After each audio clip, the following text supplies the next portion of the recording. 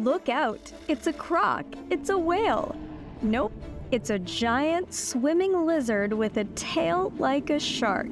This extinct leviathan has had scientists scratching their heads since the very beginnings of paleontology, when the controversial concept of extinction itself was just starting to gain acceptance. This is the Mosasaurus.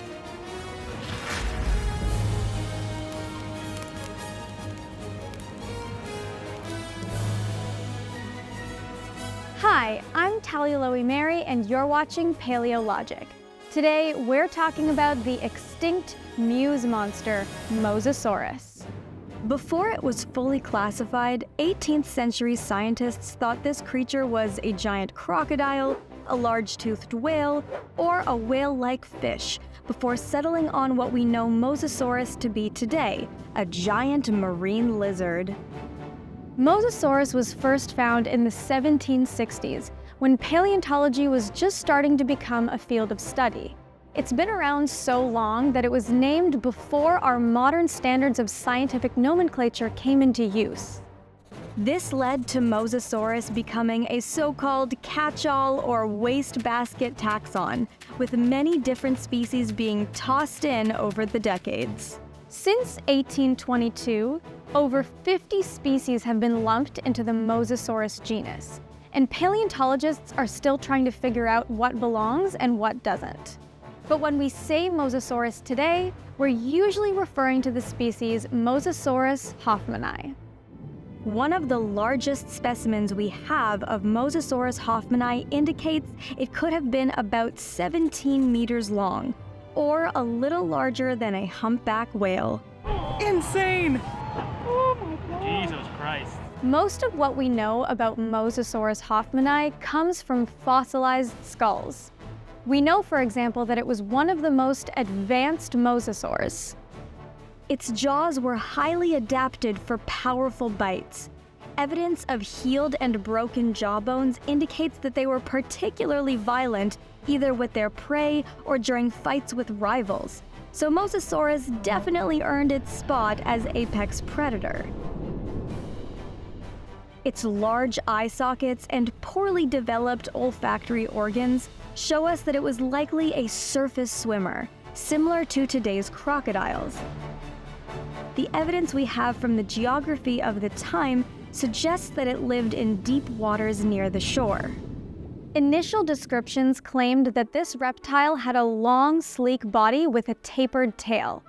Although we don't have any fossilized evidence of Mosasaurus's tail, the preserved body outline of a smaller mosasaur suggests that they had a bi-lobed tail, which would have been more shark-like than reptilian.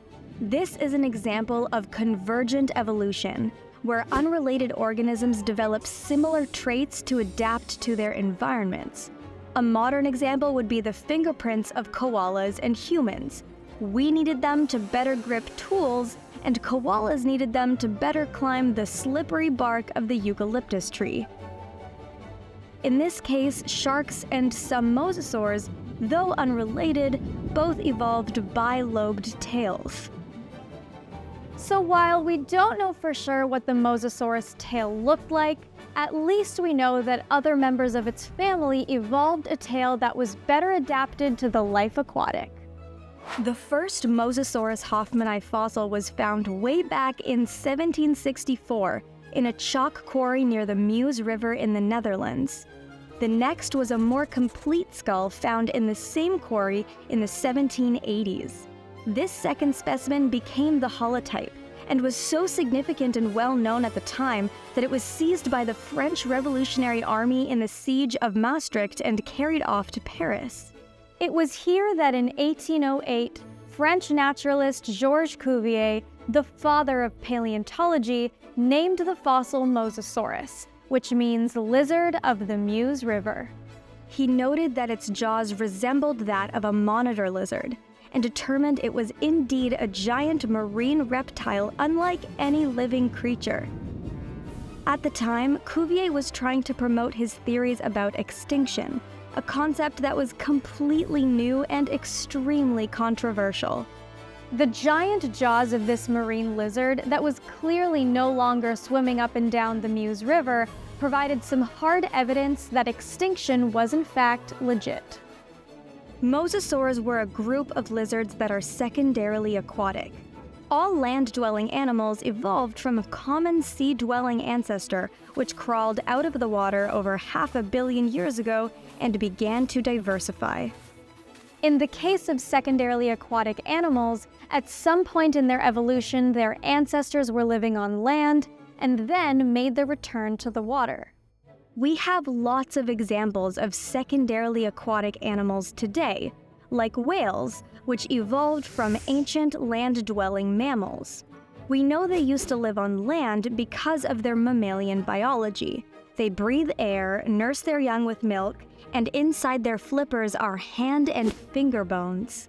Mosasaur ancestors also ventured back into the waves during the late Cretaceous period, where they became the dominant marine reptile. Sea levels were much higher at the time, so Mosasaurus was able to spread to a number of locations throughout the world, with fossils so far having been found all over the planet from South Dakota to Turkey to the Netherlands. Until recently, one ongoing question about mosasaurs was whether or not they were covered in scales. This information is key to understanding just how well adapted they were to life in the water. The recent discovery of the fossilized impressions of the scales of Aplodosaurus, a member of the Mosasauridae family, is the first ever record of mosasaur skin we've found. The purpose of these scales was likely to reduce drag and help the Aplodosaurus glide through the water. Kind of like how the dimples of a golf ball help it whoosh through the air.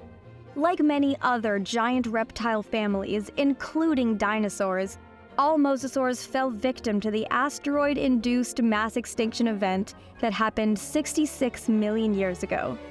Despite more than 250 years of search and study, there are still so many juicy secrets left to uncover about the Mosasaurus. Maybe one day we'll even get a good look at that elusive tail.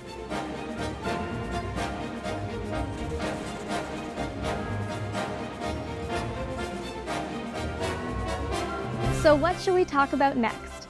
Please let me know in the comments down below, and don't forget to subscribe for new episodes every week. Thanks for joining me on this journey through time. I'll see you later.